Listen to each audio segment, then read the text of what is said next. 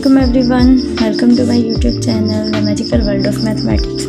Last video में हमने exercise number 13.1 के फर्स्ट 3 क्वेश्चंस किए थे जो एग्जाम्स के लिए इम्पोर्टेंट है। आज हम आगे पहले थ्योरम करेंगे, थ्योरम की स्टेटमेंट को समझेंगे जो आपके पास है। From a point outside a line, मतलब आपके पास कोई भी एक लाइन है, उसके आउटसाइड यानी कि उसके बाहर, उस लाइन के अलावा, उस लाइन के ऊपर नहीं, उसके अलावा एक पॉइंट है। The perpendicular is the shortest distance from the point two the line. तो वही कह रहे हैं कि जो उस पॉइंट का उस लाइन के साथ परपेंडिकुलर डिस्टेंस होगा वो शॉर्टेस्ट यानी कि सबसे छोटा फासला होगा।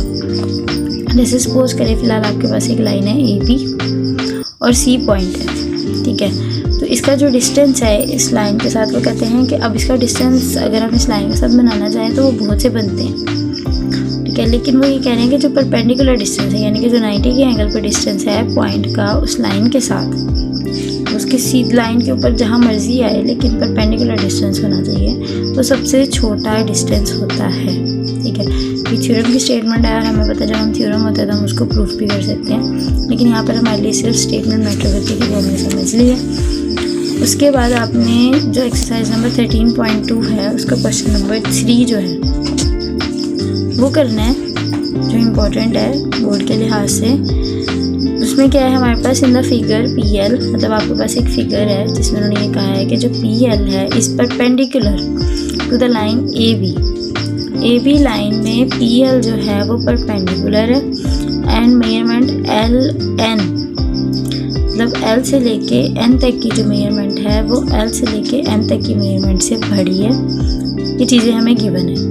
प्रूफ हमने ये करना है कि पी एन का डिस्टेंस यानी कि पी एन का जो मेजरमेंट है वो बड़ी है पी एम के मेजरमेंट से, ठीक है। तो हम इसको थ्योरम की शेप में ही प्रूफ करेंगे। तो हमारे पास जो प्रूफ है वो ये है, पहले जो चीज़ें, पहले हमने वो फिगर वगैरह बना ली, उसके बाद हमें जो गिवन था हमने वो लिख लिया कि पी एल जो है वो परपेंडिकुलर है ए बी के और मेजरमेंट एल एन जो है वो greater than measurement l m के। ये चीज़ें हमें गिवन थी। प्रूफ हमने ये करना है कि मेजरमेंट पी एन जो है वो greater than measurement p m के। कंस्ट्रक्शन हमें इसमें कुछ भी नहीं करनी पड़ी, तो हम डायरेक्ट प्रूफ करेंगे स्टेटमेंट्स एंड रीजन से। पहले हमने एक ट्रायंगल ले लिया, आपके पास ट्रायंगल बनती है पी एल एम, ठीक है। उसके अंदर जो हमारे पास एंगल है, जो हमारे पास एंगल पी एल एम यानी कि असल में इस पूरी ट्रायंगल में जो मेन एंगल, जो दरमियान में एंगल लिखा जाता है वो असल में वही एंगल होता है जिसके ऊपर हम लोगों ने मेन एंगल बनाया होता है। तो अगर हम ट्रायंगल पी एल एम में angle measurement angle p l m यानी कि असल में हम एंगल एल की बात करें, वो हम कह रहे हैं कि वो 90 डिग्री है। ये चीज़ हमें गिवन है कि पी एल लाइन जो है वो परपेंडिकुलर है ए बी के, तो इस वजह से एल पे जो एंगल बनेगा वो 90 का ही होगा। तो फिर हमने ये बोला कि मेजरमेंट पी एम एन वो ग्रेटर देन होगी मेजरमेंट पी एल एम से। पी एम एन जो मेजरमेंट है वो बड़ी होगी पी एल एम से, ठीक है। अब हम ये किस तरीके से कह रहे हैं, हम असल में एंगल की बात करें तो एम पे अगर हम एंगल चेक करें तो वो 90 से बड़ा है।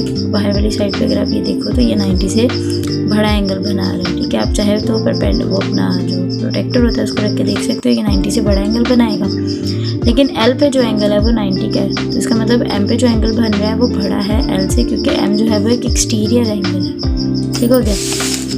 उसके बाद हम लोगों ने कहा कि जो m n n measurement angle p m n है वो बड़ा है 90 डिग्री से।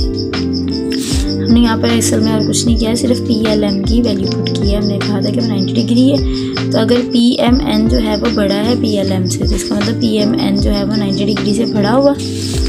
उसके बाद हमारे पास एक ट्रायंगल है p l n, p l n. पहले हम पी एल एम की बात कर रहे थे, अब हम पी एल एन की बात कर रहे हैं, ठीक है। अगर हम पी एल एन की बात करें तो अगर उसमें हम लोग जो एंगल एन देखें वो भी 90 डिग्री बनेगा, ये चीज़ हमें गिवन है। फिर हमने ये कहा कि जो पी एन एल है यानी कि एन पे जो एंगल बन रहा है वो छोटा है एल से, अब एन पे जो एंगल बन रहा है वो छोटा है एन से, क्योंकि एन जो है वो असल में एक एक्यूट एंगल बन रहा है जो हमेशा 90 से छोटा बनेगा। अगर हम इस ट्रायंगल को चेक करें, हम यहाँ पर प्रोटेक्टर रखेंगे 90 डिग्री बनेगी, लेकिन जब हम यहाँ पर प्रोटेक्टर रखेंगे तो यहाँ पर जैसे ही हम लोग अपने प्रोटेक्टर की साइड चेंज करते हैं, इसी साथ ही हमारे पास उसकी देखने के लिए जो उसको साइड है वो भी चेंज हो जाती है। जैसे ही हमारे पास प्रोटेक्टर है, ठीक है। अगर मैं कहूँ एंगल एल पे हमने देखा तो ये 90 डिग्री है, ठीक है। असल में हम काउंटिंग यहाँ से स्टार्ट कर रहे होते हैं, ये जो पेंटेड लाइन है, पेंटेड वाली, वहाँ से स्टार्ट कर रहे होते हैं। 0, 10, 20, 30, 40 सारी 90 तक जाते हैं, ठीक है। हम लोग एंगल्स यहाँ से देखना शुरू कर रहे होते हैं, हम लोग एंगल्स एंटी क्लॉकवाइज देखते हैं। लेकिन जैसे ही हम अपनी इसकी साइड बदलते हैं प्रोटेक्टर की, हम लोग जो हमारी प्रोटेक्टर है उसको भी क्लॉकवाइज देखना शुरू कर देते हैं। फिर हम एंगल्स इस साइड पर चेक करते हैं, जो ऊपर नंबरिंग लिखी होती है, जो ऊपर एंगल्स लिखे होते हैं, वहाँ से देखना शुरू कर देते हैं। अब यहाँ से अगर हम एंगल एन देखें तो ये हमारे पास राउंड ऑफ कोई 40 का एंगल बन रहा है, तो 90 से छोटा होगा, इसलिए हम लोगों ने इसको एक्यूट एंगल का नाम दे दिया, ठीक है। तो अब हमारे पास अगर हम ट्राइंगल पी एम एन की बात करें तो मेजरमेंट एंगल एम जो है वो बड़ा है मेजरमेंट एंगल एन से, और ये चीज़ें हमने ऊपर यहाँ पे दिखा दी हैं। अब अगर आप पी एम एन सिर्फ ट्रायंगल की बात करो, एम जो है वो 90 से बड़ा एंगल बना रहा है, और हम लोगों ने थ्योरम की स्टेटमेंट पढ़ी थी कि ग्रेटर जितना, मतलब अगर आपके पास दो एंगल्स किसी भी ट्रायंगल के अनइक्वल हों, ठीक है, मेजरमेंट में, तो जो बड़े एंगल की साइड ऑपोजिट साइड होगी वो बड़ी होगी, और जो छोटे एंगल की ऑपोजिट साइड होगी वो छोटी होगी। अब हमने ऊपर अभी थ्योरम में प्रूव किया है कि एम की जो साइड है, जो एम एंगल है वो 90 से बड़ा है, तो इसकी ऑपोजिट साइड यानी कि पी एन जो है वो बड़ी है, और एन जो एंगल है वो छोटा एंगल है, तो इसकी ऑपोजिट साइड यानी कि पी एम जो है वो छोटी है। और यही चीज़ हमने प्रूफ करनी थी कि पी एन जो है वो ग्रेटर देन पी एम है, ठीक है। इसमें सिर्फ और कुछ नहीं है, अगर आपको ये प्रोटेक्टर के एंगल्स की समझ आ जाए तो आप इजीली ये थ्योरम जो है वो प्रूफ कर सकते हो।